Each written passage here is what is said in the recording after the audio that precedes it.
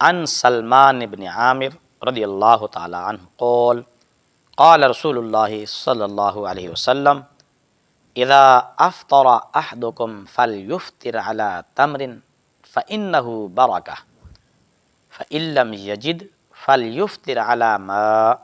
فإنه طہور رواہ احمد والترمذی وابو داود وابن ماجہ والدارمی ولم یذکر فإنه برکہ غیر الترمذی۔ حضرت سلمان بن عامر رضی اللہ تعالی عنہ بیان کرتے ہیں رسول اللہ صلی اللہ علیہ وآلہ وسلم نے فرمایا جب تم میں سے کوئی روزہ افطار کرے تو وہ کھجور سے افطار کرے کیونکہ وہ باعث برکت ہے، اور اگر وہ کھجور نہ پائے تو پھر پانی سے افطار کر لے کیونکہ وہ باعث طہارت ہے۔